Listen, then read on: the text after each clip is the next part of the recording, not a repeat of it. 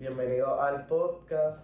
Me encuentro hoy con una persona muy especial, el sacerdote de la Iglesia Católica de Comerillo.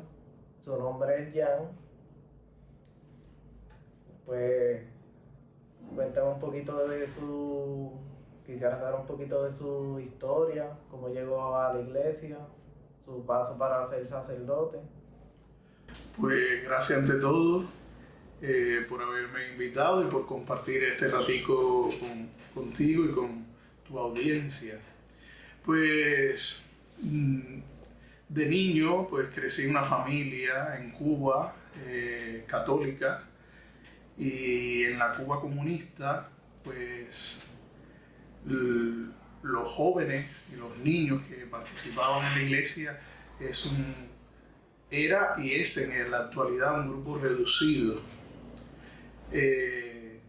Y ahí fue de donde creció mi vocación, en la convivencia de la iglesia, en el compartir con los jóvenes, con los misioneros que llegaban a la parroquia, con las religiosas franciscanas que vinieron a hacer servicio a mi pueblo desde Colombia. Y cuando cumplí 15 años, pues me planteé firmemente la vocación. En ese momento no se pudo dar.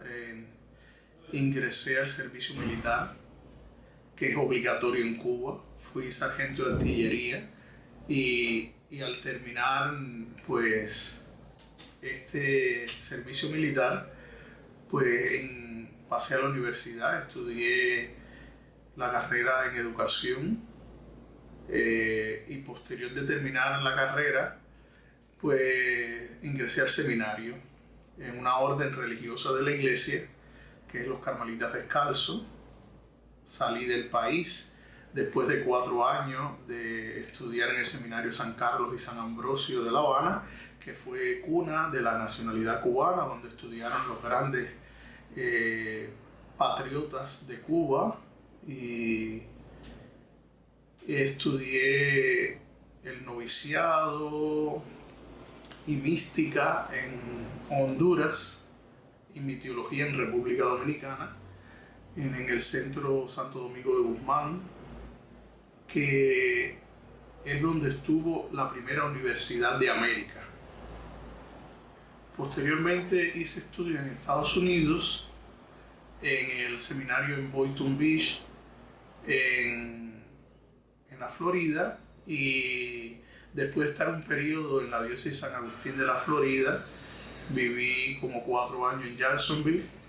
Pues me planteé venir a vivir a Puerto Rico, un poco por el idioma y la cultura.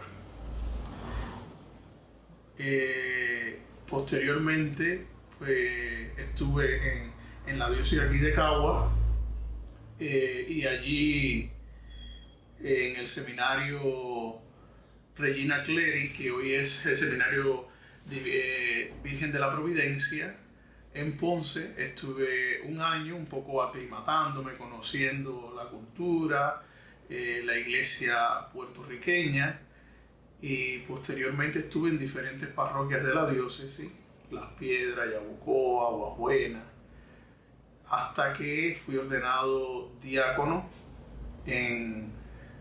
Fui asignado a la parroquia de Juncos. Allí estuve 6 meses también cuando fui ordenado sacerdote, y posteriormente pues mi servicio presbiteral ha sido también en diferentes parroquias. Estuve colaborando en Bairoa, en Caguas, estuve en Las Piedras, estuve en Junco, y fui asignado administrador también acá en Comerío, hasta que el obispo me asignó párroco de esta parroquia. Ha sido pues un largo camino. Para ser sacerdote en la Iglesia Católica uno debe de estudiar mínimamente 4 años filosofía y 4 años teología. También en muchas diócesis piden año de pastoral. En mi caso, por ser religioso y estar en diferentes países, pues el proceso se alargó un poco. Más que viene de un país que ya de por sí la religión está ser religioso en ese país es bastante arriesgado. Sí, en Cuba hay muy pocas vocaciones. También las iglesias, nunca se han cerrado las iglesias, pero la feligresía es poca. Y en un país que no tiene recursos pastorales para evangelizar. No hay una emisora de radio ni de televisión. Muchas veces no hay ni una librería donde las personas pueden comprar una Biblia, un rosario, una novena, un libro espiritual o teológico. Es como una iglesia primitiva. Llevar el conocimiento está bien difícil a comparación de sitios como Puerto Rico y otros países de Latinoamérica que son más abiertos y tienen más capacidades para educarte, además de la iglesia. Ciertamente, en Cuba es una iglesia que sí es evangelizadora, es una iglesia dinámica, pero sin duda alguna una iglesia, yo no diría pobre, porque una iglesia que anuncia a Jesucristo, pues es una iglesia que está centrada en el carisma y en su misión. La misión de la iglesia, anunciar a Jesucristo, ¿no? Y llevar la palabra a los lugares más necesitados. Los sacerdotes y las religiosas, religiosos, misioneros que trabajan en Cuba hacen una labor extraordinaria. Tengo el testimonio de tantos compañeros míos, sacerdotes, que muchas veces no tienen gasolina, van en bicicleta a lugares muy lejos. Hay veces no es que tengan una parroquia, hay veces 4 parroquias con muchísimas capillas, y aún así hacen una labor heroica de servir al pueblo de Dios, de consolarlo y sobre todo de acompañarlo en sus necesidades. En este momento en Cuba la mayoría de personas tiene 3 o 4 horas de electricidad al día. No tienen medicamentos, escasos alimentos, los pocos alimentos que consiguen pues tienen que consumirlo diariamente porque no tienen cómo refrigerarlos. Pasan calamidades y no tienen esperanza en un futuro mejor. Hay voces proféticas en Cuba de sacerdotes, de religiosas, y rezamos a Dios para que el clamor de un pueblo pues sea escuchado y un día tengan la preciosa libertad de los hijos de Dios, ¿no? Con tu esfuerzo y tu trabajo puedas tener una vida digna. Esperamos que llegue un día que puedan ser libres y se le haga su vida más fácil y puedan contar ese testimonio a largo plazo de una liberación que le ha tardado ya ¿cuánto? Más de 60 años. Más de 60. Pues quisiera saber un poco de la veracidad histórica de la Biblia, ya que hay mucha gente que por falta de conocimiento o ignorancia, pues a veces dicen que la Biblia es un libro que Constantino pues lo unió como quiso, sin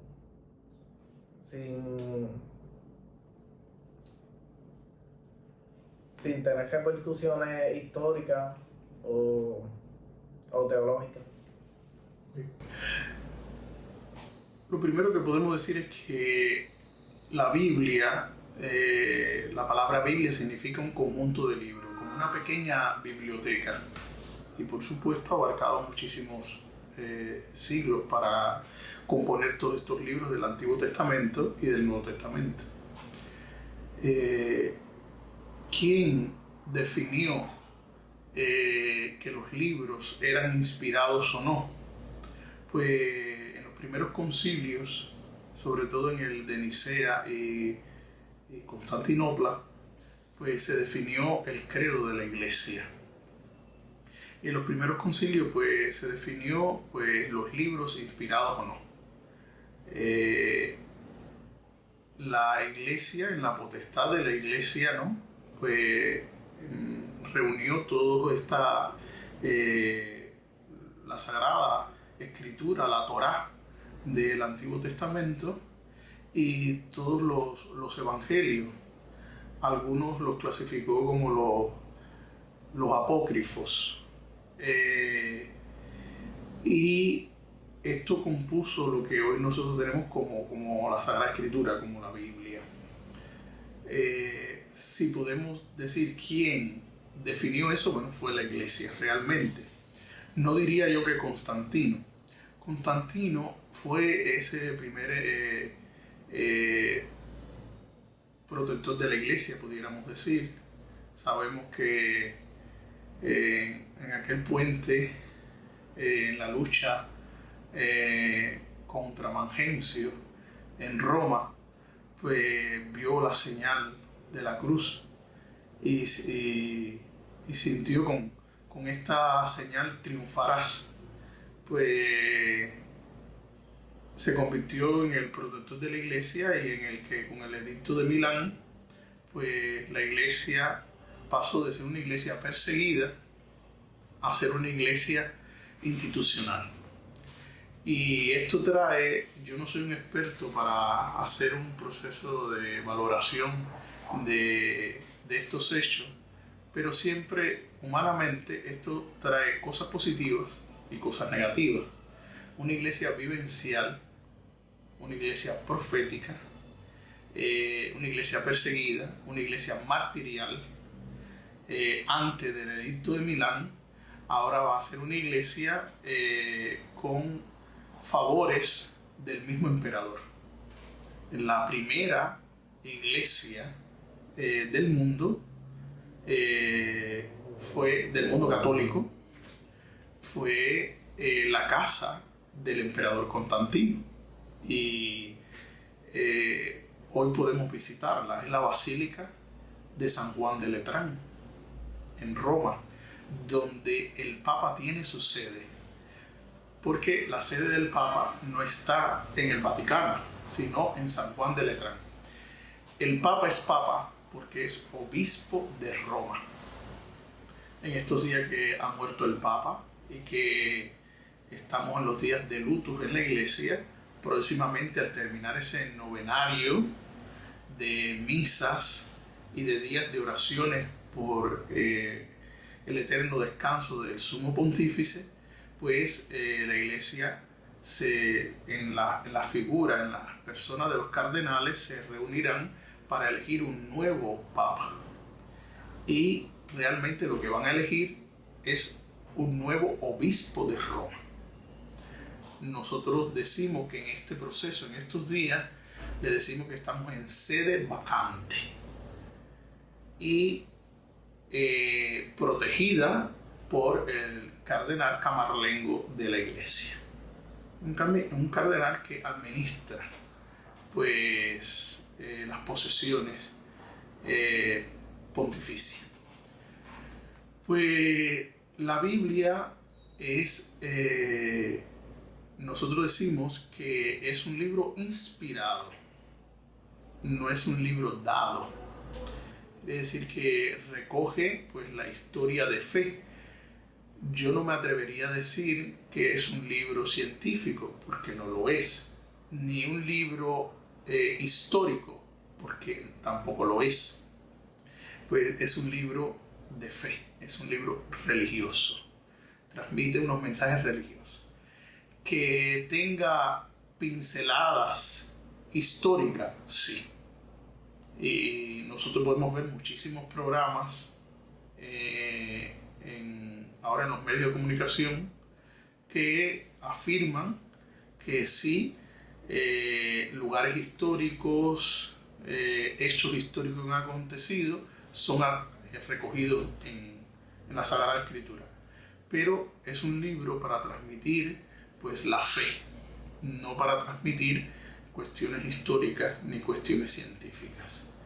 Y que fue, pues, de cierta manera escrito por los hombres, sí, pero siempre inspirado por Dios. Nosotros decimos inspirado por el Espíritu Santo, ¿no? Cuando nosotros leemos pues las cartas de los apóstoles, cuando nosotros leemos, por ejemplo, el Evangelio de San Juan, pues realmente para una persona de fe sabe que son bellas páginas y que realmente tienen que ser inspiradas por Dios, ¿no? Porque es la reflexión teológica también de un hombre o de una comunidad, porque muchas veces nosotros pensamos que evangelios o libros fueron escritos por una persona, y no fue así. Fue escrito por varias personas, que hay veces decimos el evangelista Juan y la comunidad juánica, o por ejemplo el libro de Isaías, que es un libro muy grande y que decimos el primer Isaías, el segundo Isaías, el tercer Isaías.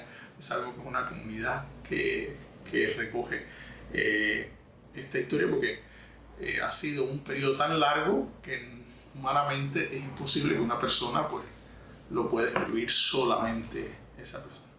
Pues vemos el libro de los Salmos, como muchas veces pues en el mundo popular se lo achacamos todo a Salomón, y sabemos que todos los salmos, a lo mejor alguno de los salmos fue escrito por Salomón, pero no todos los salmos fueron escritos por Salomón. Muchos salmos son, o la mayoría de los salmos son la expresión de fe de una persona o de una comunidad ante una situación, el clamor, la alabanza, pues la gloria que alguien creyente pues expresa pues al Dios trascendente de su vida. Aunque podemos decir que bastante, si vamos por el lado ateo, bastante casualidad que durante más de 3000 años diferentes escritores estuvieron de acuerdo en bastantes cosas espirituales y de fe, y conocimientos y profecías que a largo plazo se cumplieron y fueron reales. Sí, la palabra religión viene de una palabra en latín que es religare, que es como si yo cogiera este manojo de bolígrafos y con una liga o con una cuerda los atara. Es decir, es unirnos a una expresión de fe común, un grupo de personas que practican pues un credo. Por eso es tan importante que nosotros en el mundo católico, cada domingo o cada día de solemnidad, pues nosotros rezamos en misa el credo. El credo, hay cosas en la iglesia que podemos opinar. Que, por ejemplo, que los sacerdotes se casen. No es de derecho divino. Dios no pidió que los sacerdotes fueran célibes. Es una disciplina eclesiástica establecida hace muchos siglos, pero es una disciplina eclesiástica. ¿Que mañana puede cambiar? Sí. ¿Que mañana puede mantenerse? También. Por tradición, por lo que queramos. ¿Que puede ser opinable eso? Claro. Que un criterio de un sacerdote, de un obispo, quizás en un medio de comunicación, puede ser opinable, que usted pueda diferir o asentir a ese criterio, claro que sí, pero lo que está contenido en el credo pues no podemos rebatirlo. Es la fe que la Iglesia ha vivido durante siglos, y es la fe que nos une a todos. Por eso nosotros decimos que la Iglesia es católica. La palabra católica es universal. Mantener la tradición pues es la que es un rasgo necesario para la unidad de la iglesia. Si me explico un poquito en arroyo habichuela, es como, puedo poner un ejemplo, hace 24 horas alguien me contaba una experiencia de que hizo el Camino de Santiago, empezando desde Portugal hasta Santiago de Compostela. Y en ese camino pues, llegó a una pequeña iglesia al principio del camino que estaban celebrando en portugués. Y dice que aunque el portugués y el castellano se parecen mucho, pues no entendía del todo, pero sabía por dónde estaba la misa. ¿Por qué? Porque la liturgia católica nos asegura eso, la catolicidad. No sabemos, quizás no comprendemos el idioma, porque después del Concilio Vaticano II, las Eucaristías se pueden hacer en lengua vernácula. Antes, todo el mundo pues, hacía la Eucaristía en latín. Es el idioma de la iglesia, todavía es el idioma de la iglesia, y tiene un sentido. ¿Por qué? Porque aunque uno hable otras lenguas, pues a la hora de celebrar el culto lo hacemos en un único idioma y es bonito. Pero en lengua vernácula, ahora todos celebramos el culto en nuestra lengua, pero las partes del culto, por así decirlo, la misa tiene 4 partes esenciales: los ritos iniciales, la liturgia de la palabra, la liturgia eucarística y los ritos de despedida. Esos ritos se hacen en todo el mundo entero igual, en nuestro rito latino, porque la Iglesia Católica, además de nuestro rito latino, que es el rito más conocido, tiene 22 ritos más, que son pequeñas iglesias, que tienen también al sumo pontífice como papa, que están unidas a nosotros, pero que han mantenido esos ritos de pequeñas iglesias centenarias y que muchas veces, hay veces se rigen por otro código de derecho canónico, que es el Código de Derecho Canónico Oriental. Sí, al final siempre llevan, es la misma costumbre, solamente que se adapta un poco en lo que se pueda, que no afecte la palabra y se le lleva a la cultura para que las personas se puedan acercar un poco más. Un ejemplo como lo que usted dice de que antes solamente se podía en latín, ahora pues se puede en cada idioma. Al final es la misma costumbre, solamente se cambió que se pueda llevar al más idiomas para que la gente pueda entenderlo quizás más. Bueno, una de las necesidades para cambiar la liturgia fue precisamente que la gente entendiera lo que se estaba transmitiendo, lo que se estaba hablando.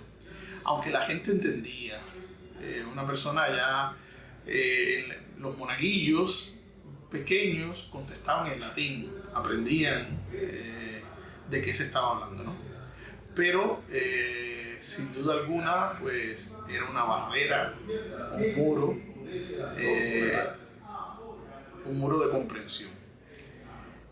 Lo que sí, la liturgia antigua, antes del concilio, y la de ahora, tuvo cambios significativos.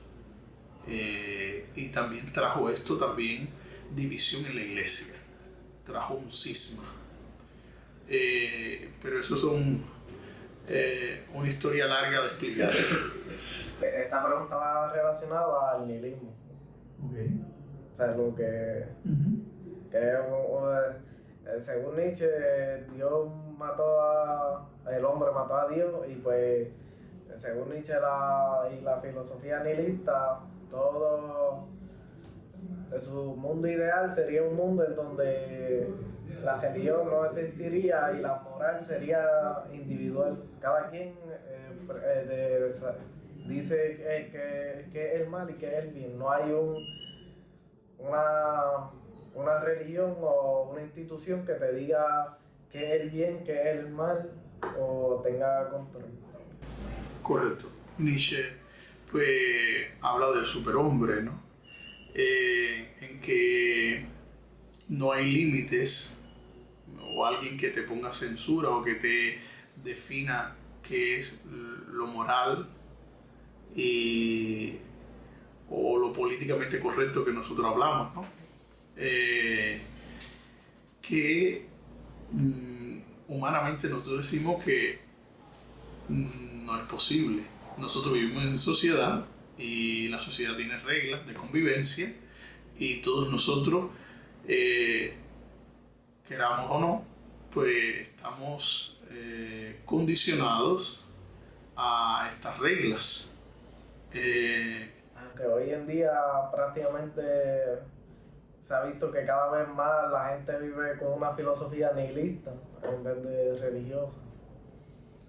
Puede ser. Especialmente en Latinoamérica no se ve reflejado tanto porque tenemos una cultura influenciada bastante por la iglesia, pero podemos ver en sitios como Estados Unidos o España, sitios europeos, que los adolescentes especialmente están dejando la religión aparte y se están centrando más en su vida, en el individualismo y la moral, y todas las creencias religiosas y enseñanzas religiosas se están dejando aparte.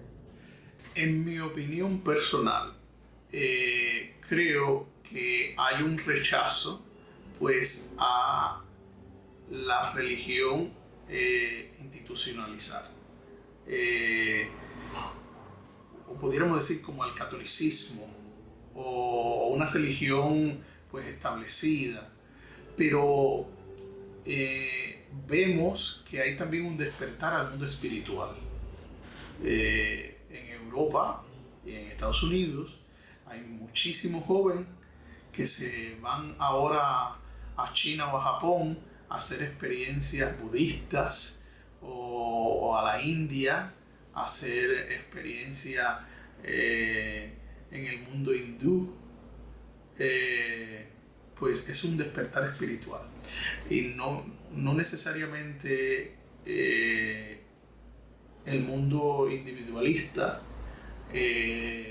opaca o mata el ser espiritual o el ser creyente. Hay gente que dice, pues yo creo en Dios pero a mi manera, yo respeto a Dios pero no voy a la iglesia. Entonces pues, puede ser también hacer crecer el hombre de Nietzsche, pero no diría yo de matar el ser espiritual que todos tenemos. Pero al final lo aleja de Jesús, que nosotros pensamos que Él es la persona que nos guía espiritualmente. Pues sí, vivimos en un mundo complejo. Comprender el mundo de hoy, la sociología, tiene gran campo de trabajo hoy en día, pero indiscutiblemente vemos que el hombre de hoy es un hombre independiente, el ser humano, para no entrar en disyuntiva de que hombre o mujer, pues el ser humano es independiente. El ser humano de hoy podemos decir que no es temeroso de Dios o que no cree en Dios, pero no me atrevería a decirlo del todo porque vemos, o yo palpo en mi diario vivir, que hay muchísimos jóvenes que aunque no visiten la iglesia, pues sí buscan un camino espiritual. El video se llama El mundo está cansado de seductores mentirosos. Okay. De ahí va la pregunta, porque sí, yo sé que bastante gente espiritualmente buscan, pero buscan de otras religiones, otras creencias, y no buscan de Jesús, que por lo menos para mí es el Salvador. Ahí yo antes de de hace como un año te puedo decir que era agnóstico, prácticamente casi ateo. Y hoy en día soy totalmente abierto cristiano, a decirlo en general, creyente en Jesús. Y Creo que toda persona en la vida tiene un proceso de conocerse, de descubrir y de valorar las cosas importantes. Algunas personas lo tienen quizás en su etapa inicial de vida, otros a mediación, otros al final de su vida. Después al final de su vida, pues Constantino, aunque conoció al final de su vida, incluso no se hizo bautizar hasta el día de su muerte, en artículo mortis. Pues yo creo que cada persona tiene su proceso. Lo importante es descubrir la verdad y trabajar por ella. San Agustín, un gran filósofo y un gran santo de la iglesia que tuvo un proceso de conversión muy bonito y muy llamativo, pues era un buscador de la verdad. Por ejemplo, Edith Stein, que sobre saber de la Trinidad, mujeres que fueron descubriendo la verdad en el mundo filosófico. Todos nosotros, en cierta manera, pues buscamos la verdad en nuestra vida. Es el deseo de conocimiento, ¿no? Luego descubrimos que Dios es esa verdad. Pues algunos filósofos preguntan por qué Jesús no definió la verdad cuando Pilato le dijo qué es la verdad. Hubiese sido interesantísimo tener una definición de verdad de Jesús. Pilato tenía delante la verdad. Jesús dice: yo soy la Sagrada Escritura, yo soy el camino, la verdad y la vida. Pues yo creo que descubrir esa verdad en nuestra vida, sea en el momento que sea, es el mayor tesoro que nosotros como seres humanos podemos alcanzar, ¿no? Y claramente que esa verdad nos define. Incluso he escuchado a los médicos decir que una persona que cree en Dios, pues, y tiene una motivación trascendental en su vida que le hace vivir, o una persona que no cree en Dios, pues no tiene una motivación ni esperanza, ni una razón de ser por qué vivir. Y esto nos define como seres humanos. en todo, hay un libro que me gusta bastante, que es El hombre en busca de sentido. No sé si lo ha visto o lo ha leído. No lo leí. Pues de un psiquiatra que él estuvo en los campos de concentraciones y él se puso a investigar por qué algunas personas duraban más que otras cuando estaban encerrados en esos campos, y encontró que las personas que tenían un propósito más allá de, ya le habían quitado todo, prácticamente no tenían, muchos familiares murieron, todo.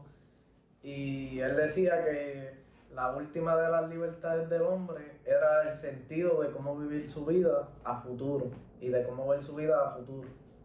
Obviamente la iglesia y Dios especialmente nos da ese sentido más allá de lo que somos ahora en el presente, sino en un futuro. Y también hay una investigación, no me recuerdo de qué universidad de Estados Unidos era, pero incluso hasta en las parejas hicieron una investigación de personas normales, no creyentes, y personas creyentes, y se descubrió que las parejas que oraban, solo el 1% de ellas se dejaban, mientras que las demás, casi el 50% de las parejas, terminaban separándose. Interesante. Y ahora vamos a la familia. ¿Por qué en la iglesia se le da tanta importancia a la familia? cuando, un ejemplo, Jesús no tuvo familia, los sacerdotes y la mayoría de personas que son de poder en la iglesia católica, podemos decir que no, no tienen familia o no pueden tener en un voto que deciden, por ejemplo, eh, el Papa no puede tener tampoco. Cuando es la cara mayoritaria de la iglesia, el guía, por así decirlo, espiritual, y no tiene... Interesante pregunta. Aunque no me atrevería a decir que Jesús no tenía familia, es decir, no procreó una familia, pero sí tenía una familia porque se crió en la familia de Nazaret. Pero me refiero a eso, a Sí, procrear. Pues, primero porque la iglesia valora y tiene una importancia tremenda la familia en la vida, porque todos nosotros somos producto de el momento histórico que nos tocó vivir. También somos producto de la familia en la que nosotros nos hemos criado, ¿no? Somos nosotros y nuestras circunstancias. Por ahí también hay un filósofo que dice también somos producto de lo que comemos. Entonces, nosotros somos producto de mucha gente que ha dedicado tiempo, talento y dinero en nosotros, ¿no? Nosotros somos un producto, un resultado ¿de qué? Del esfuerzo de nuestros padres, la educación de nuestros padres. Que no todo depende de nuestros padres y de nuestra familia. También ahí está nuestra libertad personal, nuestras decisiones. Somos producto también, nosotros somos esclavos de nuestras decisiones, somos producto de nuestras decisiones. Pues hemos decidido ser ingeniero nuclear y no ser médico, y somos producto ahora de eso y esclavos también de esa decisión que hemos tomado algún día. Hemos tomado una decisión de irnos por este camino y resulta ser que al llegar nos hemos dado, después de estar manejando tanto rato, nos hemos dado cuenta que este no es el camino, que incluso este camino que hemos tomado no tiene salida y tenemos que regresar en el camino atrás. Producto de un poco para reafirmar lo que estoy diciendo, no somos producto de las decisiones y esclavos de las mismas. Por tanto, nosotros vemos que es importante nosotros apoyar, valorar, rezar por el trabajo de las familias, proteger la familia, defender la familia, porque la humanidad depende de eso. Y si queremos entonces un ser humano equilibrado, un ser humano misericordioso, tolerante, que sea solidario, que ame, que no sea violento, porque que sea equilibrado, pues ¿dónde lo tenemos que nosotros que irlo cultivando? Pues en la familia. No, de hecho, nosotros decimos que la familia es la iglesia doméstica. La escuela muchas veces, la familia, hoy en día que también está en crisis, esta institución humana, que es la familia, está en crisis porque muchas veces esto es como una cadena. Si yo no crecí en una familia estable, pues entonces yo tengo muchísimas taras, por así decirlo, en mi vida, que luego si no las trabajo, pues las voy a arrastrar a la nueva familia que yo voy a formar. Lo estamos viendo hoy en día, como hemos perdido, eso nos deja un vacío de conocimiento que al final seguimos pasándolo a los demás. Luego también, ¿por qué es importante la familia? Porque la familia es el espacio de crecimiento en tus talentos, en tu libertad de expresión, en tu libertad también de crear, de soñar. El mundo muchas veces tiene una cultura de muerte que te aplasta, que no te valora, que no te dedica tiempo, pero en la familia es otra cosa, o debería ser otra cosa, ¿no? Es como esa cápsula en la que nos prepara para enfrentar la vida, y en la que nosotros tenemos como un gran refugio para regresar y sentirnos amados, ¿no? Por eso es tan importante, pues, la familia. Por eso Jesús también tuvo una familia que le protegió, que le enseñó, en la que compartió, en la que también se sintió comprendido, en la que creció. Y sobre todo eso, la familia nos ayuda a nosotros a crecer. Y qué bonito, ¿no? Porque nosotros crecemos todos los días.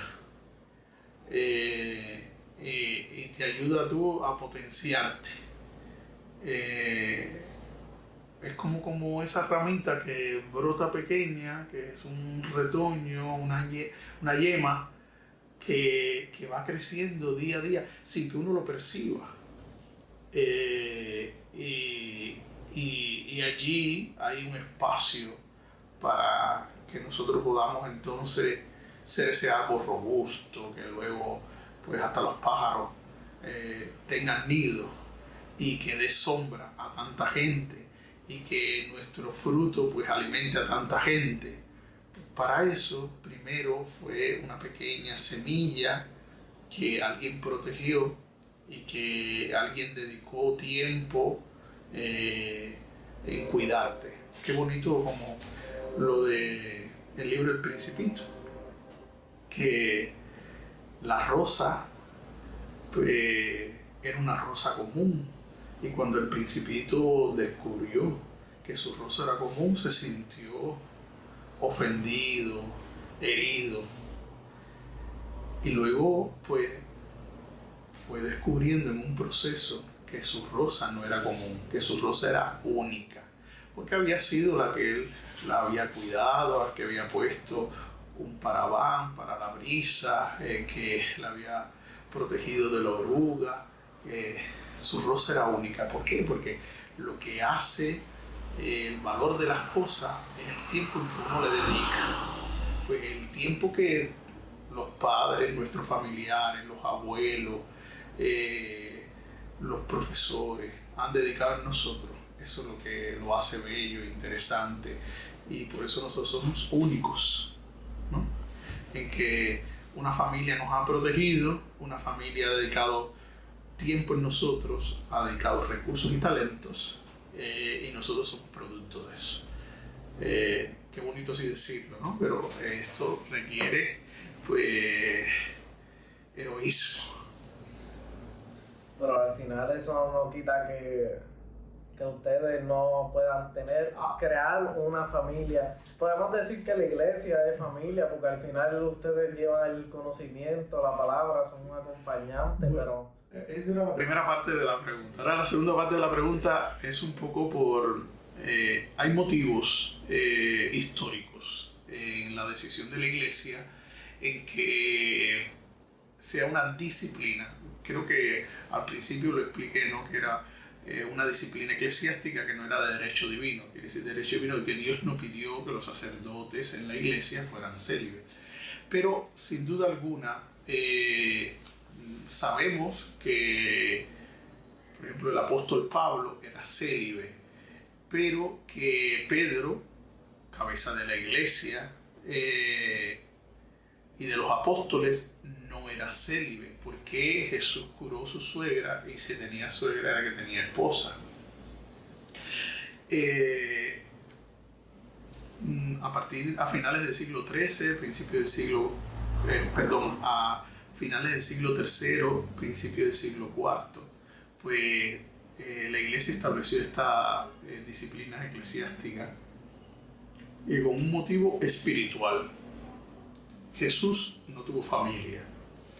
y como no tuvo familia, y esto es explicado en un texto bíblico en que unos nacen para procrear familia, otros que no.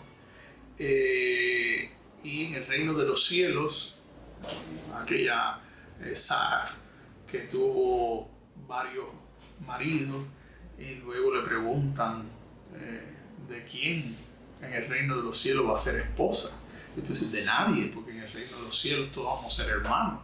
Entonces, pues nosotros que predicamos el cielo, pues es una manera de irnos configurando con Jesucristo y de una cierta manera, pues viviendo el cielo, en que nosotros, pues, por las reglas establecidas hoy en día, pues no tenemos familia. Y también, históricamente, hay un elemento económico que en aquellos siglos, al morir un sacerdote, pues muchas veces había discrepancia en que si sus bienes eran personales o eran de la iglesia. Entonces, pues, arrastramos ese elemento económico. Pues, ahora no surgen esos problemas por no tener descendencia, herederos. Pues, nosotros trabajamos para la iglesia pues nos sostiene y al morir, pues todo es también de la iglesia.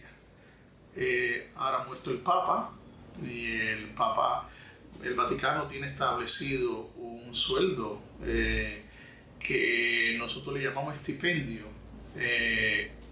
y ese estipendio el Papa no lo usaba y ha muerto sin dejar nada, ¿no? Que lo que necesitaba, pues la iglesia se lo proveía. Necesitaba un par de zapatos, le daban un par de zapatos. Necesitaba algún medicamento, pues, alimentos todos los días, pues la iglesia le daba. Techo, pues la iglesia le daba. Pero alguna gente dice, no, la iglesia es rica. Bueno, sí, en cierta manera.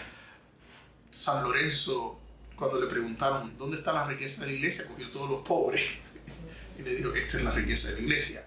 Hay una riqueza, vamos a decir, en arte, pero al final todos nosotros, esa riqueza que tiene la iglesia en arte, por ejemplo, es una riqueza universal. Es decir,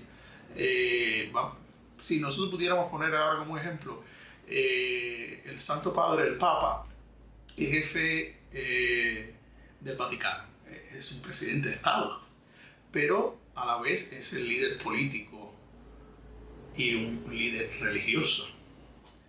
Diría yo más religioso que político, aunque todos los estados del mundo pues siempre ven al Vaticano como ese estado en el cual también se entran pactos de paz contra la guerra, contra la violencia, contra el hambre, y por tanto el poder también político de la iglesia es un poco un poder de buscar conciencia de la necesidad de la solidaridad.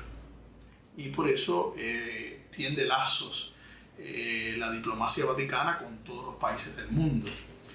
Ahora, es importante saber que el Papa, de cierta manera, podemos decir que es dueño de todo ese arte y toda esa riqueza de la iglesia. Pero ahora muere el Papa, pero le sucede otro Papa que es custodio al final de todo eso.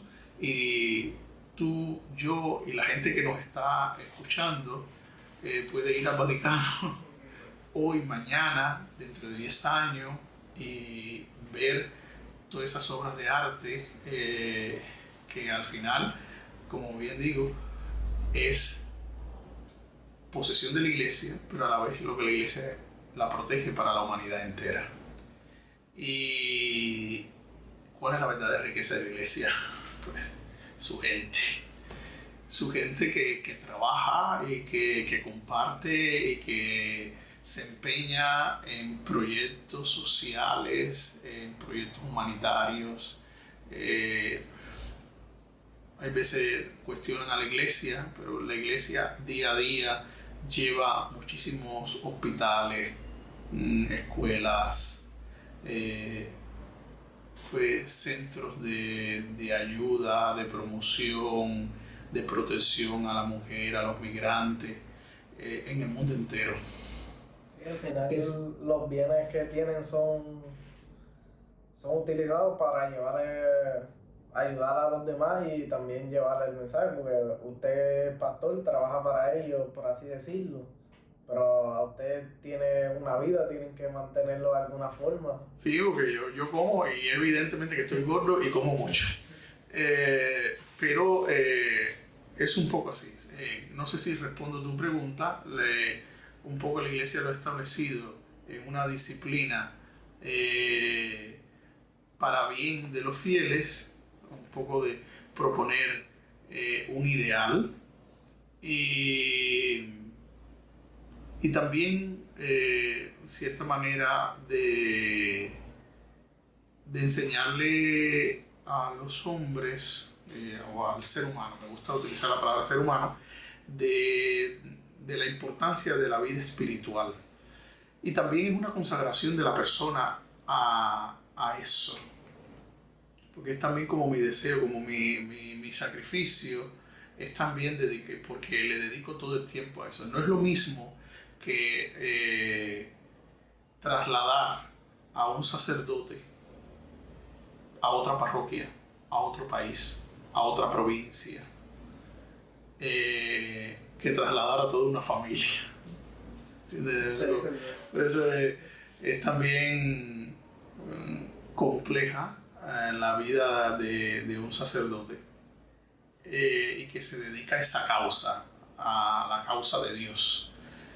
Y entonces no se ata a nada. No se ata pues a una familia, no se ata a una esposa, a unos hijos, pues está consagrado totalmente a Dios, o debería de estarlo. Entonces, tu objetivo es ayudar a todo el pueblo. Si tuviera una familia, quizás tendrías que no concentrarte tanto en la familia y se perdería. Volveríamos al problema que vemos muchas veces, que se desintegra la familia o quizás hay algunos vacíos en esa familia que crean problemas al final. Para otro que nos está escuchando, esto puede ser diferir, ¿no? Porque decir, bueno, hay pastores que también cuidan su familia y también cuidan a su iglesia. Sí, es verdad. Claramente, los pastores que conozco son iglesias pequeñas. Por ejemplo, aquí en Comerío hay muchísimas iglesias, pero yo tengo todo un pueblo. El pastor atiende una iglesia propia. Yo tengo una parroquia que abarca todo el pueblo, con 10 capillas, con todo, ¿no? Entonces, pues, que eso no significa que el pastor, pues, no tenga muchísimo trabajo también, pero son, yo creo que, circunstancias diferentes. Y aunque la motivación es la misma, ¿no? Llevar el mensaje del Evangelio, y que también tiene sus luchas, sus preocupaciones y ingratitudes también. Pero el sacerdote, el Papa, pues imitando un poco pues, a Jesucristo, que se consagró pues, a la evangelización, pues por eso tiene en este momento en el rito latino, vuelvo y repito, porque en el rito ortodoxo hay sacerdotes que están casados, pero para casarse tienen que hacerlo antes de ser sacerdote. Y en el rito oriental o ortodoxo, sí, todos los obispos tienen que ser célibes. Siempre se ha valorado como el celibato es un poco de libertad y consagración a Dios, una consagración total. Sí, podemos decir que es como un voto espiritual para ejemplificar a Jesús y... Las monjas siempre dicen, nosotros somos esposas de Cristo. Pues los sacerdotes son esposos de la iglesia. ¿Y quién es la iglesia? Bueno, todo este pueblo de Dios es la iglesia, ¿no? Hay un título del Papa muy bonito que es Servum Servorum Dei, siervo de los siervos de Dios. Es decir, el título no hace referencia a que es siervo de Dios, sino es siervo de los siervos de Dios. Es un siervo del pueblo de Dios. Es interesante. Al final Jesús decía que él era el Hijo del Hombre, ¿no? Uno de los títulos que se utilizan en los evangelios. ¿Cómo podemos llevarle a la gente el mensaje y entender que la lujuria y el adulterio están mal a una persona que no es religiosa? ¿Cómo podemos hacerlo, o sea, llevarle el mensaje de que la lujuria y el adulterio está mal cuando hoy en día lo vemos en muchos adolescentes y a los adultos cada vez cuando se alejan de temas espirituales lo vemos? Tus temas siempre son bien definidos y complejos de responder. Primero, la lujuria, la iglesia lo clasifica como un pecado capital. Hay pecados veniales y pecados capitales. La lujuria es también como un desenfreno o un gran libertinaje en cuanto a la cuestión sexual. Si volvemos a Nietzsche, pues no hay quien el superhombre de Nietzsche, no hay quien le ponga límites a donde quiere alcanzar o lo que quiere llegar ese hombre, ¿no? Pues la iglesia pues, nos dice que el tesoro que nosotros tenemos de la sensualidad somos hombres y mujeres sensuados y toda la sexualidad nuestra, hasta la manera de expresarnos, de relacionarnos y Dios vio que eso era bueno. Dios nos creó así. Ahora, ¿dónde está el problema? Pues en no mantener un equilibrio. Aristóteles decía que la virtud está en el justo medio. Pues, un desenfreno, pues un libertinaje, pues siempre tiene causas. Las decisiones, pues siempre tienen resultados. Somos producto de nuestras decisiones, como bien decía, y pues esclavos también de ellas. Pues vemos que palpablemente, pues, si se ha incrementado en nuestra sociedad y sobre todo en estos días escuchaba una cifra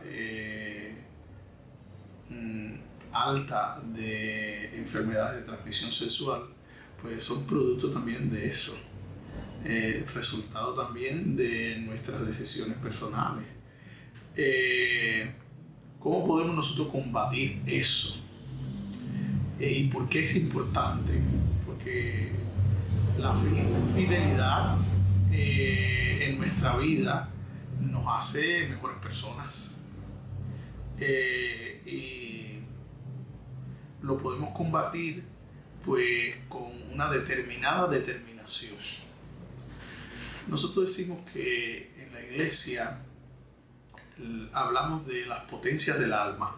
Las potencias del alma son la memoria, el entendimiento y la voluntad.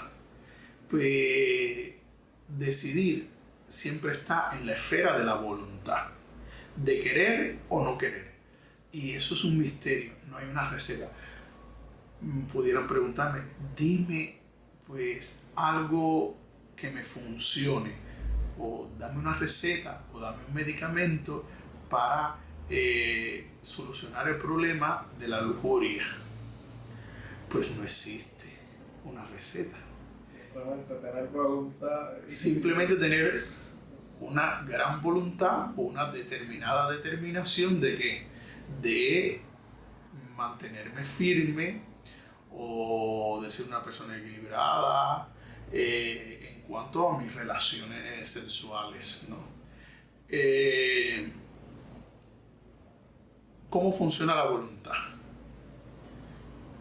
¿Usted quiere bajar de peso? ¿O usted, el médico, quizás hay gente que quiere bajar de peso por lucir un poquito mejor, pero hay gente que le obligan a bajar de peso? El médico le dice, mira, tú ya tus piernas no aguantan el peso que tú tienes. O mira, tu presión está tan alta que si bajas de peso eso te va a ayudar. Quiere decir, ya es una recomendación de tú bajar peso. ¿Cómo tú lo logras? Pues tienes que cerrar la boca y hacer ejercicio. No hay otros caminos, o yo por lo menos no conozco otros caminos, ¿no? Bueno, ahora también ahí dice que pastilla, que no, pero aún así hay que cerrar la boca y hacer un poco de ejercicio. Siempre redunda en estos dos caminos. Y llegan y te traen de regalo un tres leches o un flan o dona o helado o todo esto que trae mucho azúcar, que es lo primero que te quitan en una dieta. Pues está frente a una tentación. Las tentaciones, dice la iglesia, que no son malas. Jesús fue tentado. Ahora, ¿qué es lo malo? Pues caer en la tentación, no ser tentado. Pues, ¿qué cosa es caer en la tentación?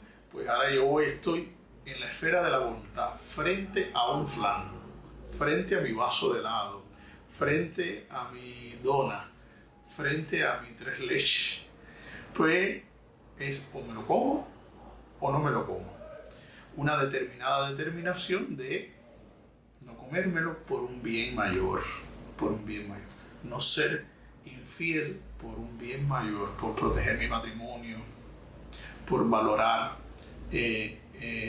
esa persona que comparte la vida conmigo, con mi esposo, con mi esposa, con mi novio, con mi novia. Pues en eso radica la vida humana, en tener una determinada determinación frente a las propuestas de la vida. Tengo dos caminos, el camino del bien o del mal, y indiscutiblemente uno tiene que transitar por uno de ellos. Elegir, pues está la sabiduría y también está pues la vida. Aunque sabemos por lo menos un personaje de la Biblia que es Salomón, que se menciona como el hombre más sabio. Podemos dudarlo porque ahí está Jesús, pero Jesús es parte de Dios, no es totalmente hombre, pero Salomón cayó en la lujuria, tuvo creo que 700 mujeres, se menciona, algo así. Bueno, también somos fruto de nuestro proceso histórico, ¿no? En la cultura de la época de Salomón, pues era algo también normal. De hecho, hoy los musulmanes pues pueden tener varias mujeres. Nosotros en nuestro mundo occidental pensamos que es todas las mujeres que queramos tener si fuéramos musulmanes, pero no es así. En la cultura musulmana uno puede tener tantas mujeres uno quiera si las puede mantener. Entonces, pues he compartido con amigos musulmanes que estudiaron conmigo en la universidad, sobre todo en la UNF, Jacksonville, pues, y me compartían eso mismo, ¿no? Que a lo mejor ellos quisieran tener 8 mujeres, pero solo pueden mantener 2. Y la mayoría de ellos en la actualidad pueden mantener una. Sí conocí pues a un muchacho que su papá pues tenía 6 mujeres y tuvo, pues él tenía 27 hermanos. Su papá podía mantener 6 mujeres. pero él solo podía mantener una. Entonces, no es como uno se pinta tampoco el mundo, ¿no? Sino como el mundo es. Y era típico de la época quizás de Salomón, por ser rey, etcétera, ¿no? Pues en la actualidad pues no es así. También en la Sagrada Escritura no podemos mirarlo todo como al pie de la letra tampoco, no es todo literal. También la Sagrada Escritura dice, si tu ojo derecho te hace pecar, córtatelo. O si tu pie te hace pecar, córtatelo, porque más te vale llegar tuerto o cojo o manco al reino de los cielos, ¿no? Pues no vemos los católicos, por lo menos, y eso lo dice el Catecismo de la Iglesia Católica, pues no leemos la Biblia de una manera literal. Ahora, lo importante de todo esto, yo creo que es mantener, pues, como decía Aristóteles, un equilibrio en nuestra vida y también saber valorar al otro. Yo creo que si hay un amor y tú estás enamorado de esa muchacha que te cautivó por sus talentos, quizás por su físico, por su espiritualidad, quizás pues serle fiel. Y si realmente no te inspira nada, pues esa otra persona no le hagas daño. Quiere decir, mejor pues déjala libre y no le hagas daño. Hacerle daño a una persona cuando se siente que le han sido infiel, pues una persona que está herida. Y entonces ahí pasamos a un campo un poco peligroso. Un campo peligroso que viene quizás guerras frías, domésticas en nuestra vida, y a eso hay que temerle.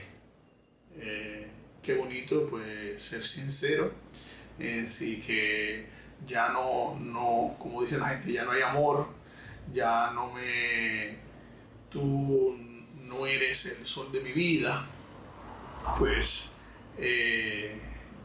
decirlo. Pues el arte de la palabra ha existido para algo, ¿no? Y creo que nos puede venir en nuestra ayuda y no llegar a esos espacios en que hay personas que viven sin vivir una vida feliz, ¿no? De hecho, hay un proverbio en mi tierra y aquí que dice que esa gente lleva un matrimonio mal llevado, o eso pesa como un matrimonio mal llevado. Así que es mejor pues ir ligero en el camino y ser coherentes, ¿no? En nuestras relaciones de amistad, de sexualidad, de nuestro diario vivir, ¿no? Pero al final la Iglesia Católica en general la Biblia te menciona como si solo fuera una persona. Y si te das de esa persona no puedes tener a alguien más, o es mejor estar solo. Bueno, la Iglesia dice que la unidad matrimonial es hasta que la muerte los separe. Pero la Iglesia no divorcia, pero sí anula matrimonios. El proceso que llevan muchísimas personas que se han casado por la Iglesia, que es un proceso de nulidad. ¿En qué consiste la nulidad? Es que demostrar que ese matrimonio pues nunca existió, que no existió el amor. Son las condicionantes, ¿no? Muchos matrimonios a veces se quebrantan porque existió, por ejemplo, dolo. Es un término canónico. El dolo es algo que yo oculté, escondí, para alcanzar el matrimonio. Pudiera decir, yo tenía otro hijo y yo nunca te lo dije. Yo no puedo tener hijo y yo nunca te lo dije porque yo quería casarme contigo. Pues eso es dolo. O también habían otras atenuantes que pueden ser también inmadurez. Hay gente que se casa, no había un conocimiento. Por eso es tan importante el noviazgo, la etapa del noviazgo. Hay gente que uno le pregunta, ¿cuánto tiempo tú tienes de novio? Yo nos conocimos hace 3 meses y ya nos vamos a casar. Pues no hay un conocimiento de la persona. Eso también puede ser un atenuante. En la iglesia, la gente dice, el cura tal me casó. Pues es un disparate, ¿no? Nosotros lo entendemos, un lenguaje coloquial. Pero en la iglesia el único sacramento en el que el sacerdote no es como la persona principal. Es decir, en el bautismo el cura es el que bautiza, en la primera comunión el padre te consagra el cuerpo y da la comunión. En la confesión el sacerdote en nombre de Jesucristo perdona los pecados, pero en el matrimonio no. En el matrimonio los novios son los que se casan.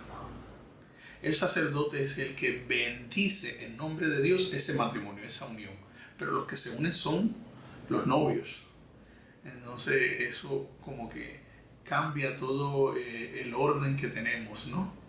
Y es interesante esto.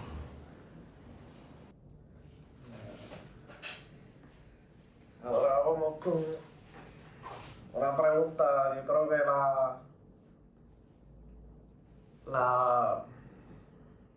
una de las mayores razones por la que las personas ateas le cierran las puertas totalmente a Dios, ¿por qué Dios, siendo un ser omnipotente que puede hacer todo lo que sea, permite el mal en la tierra? Ok,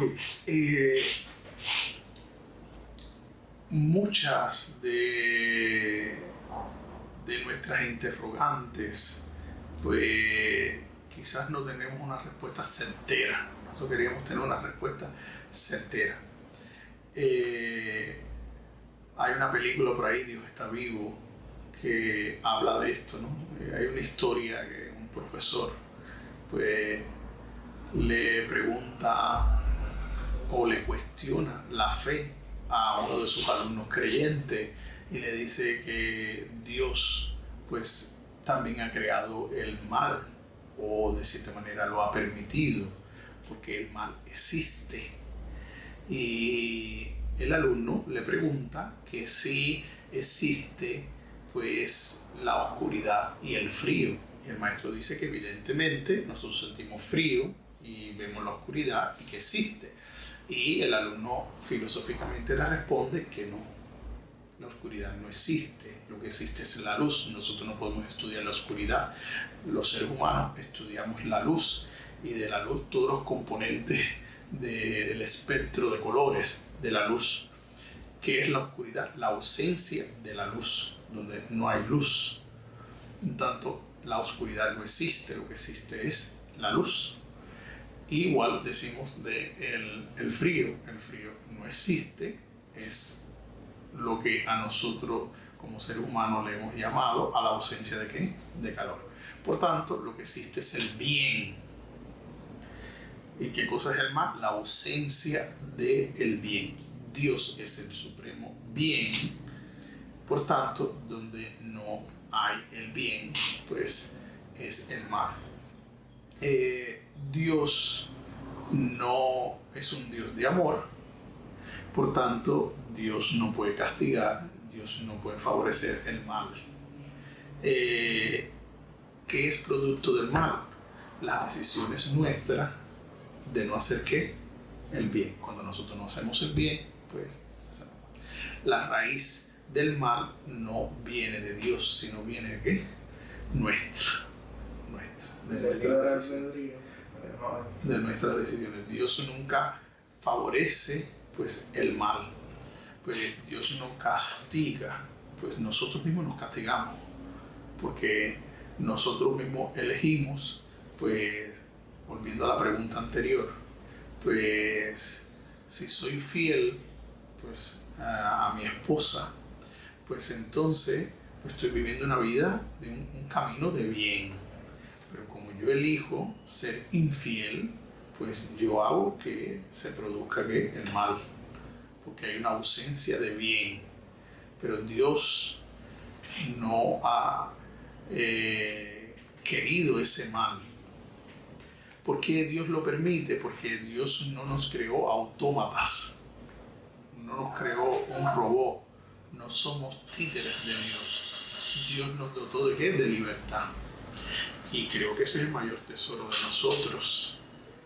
Porque si Dios nos hubiese creado sin libertad, entonces nosotros no seríamos seres pensantes. Nadie haría el mal.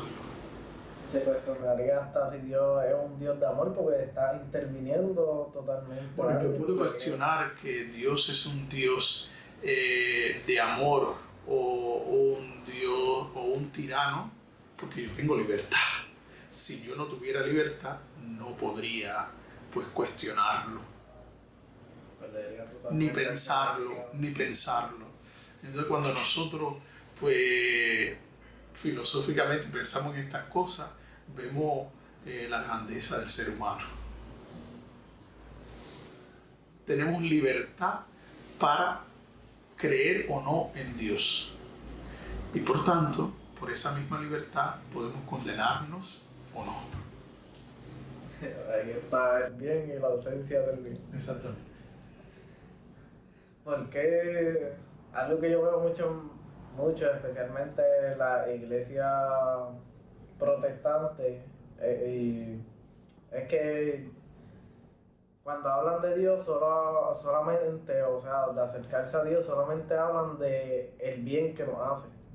Y no hablamos tanto del sufrimiento, porque al final, aunque estemos con Dios, vamos a sufrir. El mismo Jesucristo sufrió. Pues, ¿por qué no se habla tanto del sufrimiento? Incluso sabemos que cuando nos acercamos a Dios hay un cambio, ¿no? Y ese cambio lleva a sufrimiento muchas veces. No me gusta utilizar la palabra sufrimiento, porque el sufrimiento es producto del dolor. Humanamente, nosotros sentimos dolor. Desde que nacemos con dolor. Y el dolor es parte de nuestra vida. Somos humanos y nos damos cuenta que somos seres humanos porque tenemos dolores. Los espíritus no tienen materia y por tanto no tienen dolor. Un ángel no tiene materia y por tanto pues no tiene dolores. Nosotros tenemos materia y estamos condicionados, quieras tú o no, a la materia, y la materia pues produce dolor.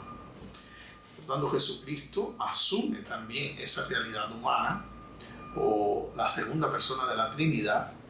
Dios asume en la segunda persona de la Trinidad, que es la persona histórica, Jesucristo, pues el mundo del dolor lo palpa y tiene misericordia de ese dolor. Un dolor quizá espiritual, como la samaritana, o un dolor físico, como quizá el tullido que le llevan a Jesús, o aquel dolor de la Magdalena, ¿no? Que tenía 7 demonios. Y Jesús se apiada de ese mundo del dolor, tiene misericordia, se pone en los zapatos de la gente de su época. Y Pedro, pues, en una de sus cartas, dice: Jesús fue el hombre que pasó haciendo el bien, pasa tocando la vida de los que estaban a su alrededor. Y vemos el mundo del dolor. Hoy en día, por ejemplo, me viene a la mente la Madre Teresa de Calcuta, que estaba rodeada en el mundo del dolor. Y en el mundo del dolor, pues ella era testimonio del amor a Jesucristo. Un día un periodista le preguntó: al verla curar unas heridas infestadas en un enfermo. Y el periodista le dijo, madre, yo no haría eso ni por $1,000. Y ella dijo, pues yo tampoco. Que ella no haría eso ni por $1,000. ¿Por qué lo hacía? Por hacer un testimonio de caridad en nombre de Jesucristo. Dice, yo veo a Jesucristo en ese enfermo y por eso me he apiado de él. Y en el nombre de Jesucristo, la madre hacía eso en el mundo del dolor. Y decía también que asociarnos el dolor nuestro pues al dolor de Jesucristo es redención. Es un poco como ser corredentores con Jesucristo. Pues el dolor de Jesucristo o el sufrimiento de Jesucristo, la pasión de Jesucristo, la entrega de Jesucristo está completa. Nosotros no podemos añadirle nada. Pero en cierta manera, pues también nosotros podemos pues asociarnos a ese dolor para tener como un resultado en la resurrección. Jesucristo nos ha salvado, pero nosotros también necesitamos, pues, dicen los místicos, hacer ese proceso de purificación. Y la purificación siempre es en el dolor. Dice la Madre Teresa de Calcuta, hay que amar hasta que nos duela. Cuando nos duele es que nosotros estamos amando. Pues la mamá de nosotros pues, nos ha amado y en momentos nos duele las cosas que nosotros quizás podemos herirla o hacerle. Y a pesar de eso, de que un hijo le salga descarriado, que está sumido en el dolor, nos sigue amando, amar hasta que duela. Pues eso es bonito. La vida nuestra, nosotros no podemos decir, yo no quiero vivir el dolor. De hecho, hay gente que quiere pues, establecer la eutanasia para eso, para no vivir el dolor. El dolor es parte de nuestra vida. Es como enajenarnos del dolor. Hay mucha gente que se droga y todo para estar enajenados de qué? Del dolor, de la experiencia frustrante de realidades en la vida. Pero eso también, el dolor nos hace pues crecer. Me contaba un agricultor que hay árboles que no dan fruto y que si uno le clava, no sé si esto es verdad, ¿no? Si uno le clava 2 o 3 clavos, la planta se estresa, sufre un dolor y produce. Quiere decir que el clavo, el dolor, pues, hace que produzca uno fruto. Es la experiencia de que nos poden. Yo tengo unas maticas de rosa acá en la iglesia. Entonces, pues a mí no me gusta podarla, pero llega el momento que hay que hacer la poda. La poda es una experiencia de dolor. Una planta ya grande, bonita, hay que podarla. Y la planta sufre, pero ¿qué trae después de la poda? Unas ramas nuevas, botones más bonitos, rosas más grandes. Pues el dolor es la poda en el ser humano.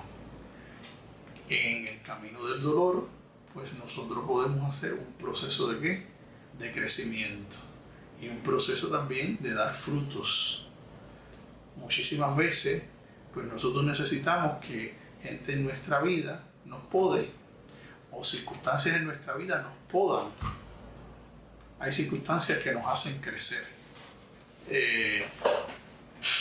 No sé los que nos escuchan, pero podrán buscar en su vida experiencias, momentos en su vida que han sido momentos de poda, de gran sufrimiento, y que eso ha servido de trampolín para tener resultados positivos, para crecer en la vida.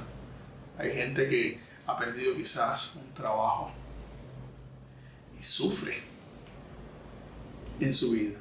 Pero después ha conseguido un trabajo mucho mejor, que le ha brindado mejores o le ha dado éxito en su vida y ha tenido muchísimo más crecimiento económico en su vida.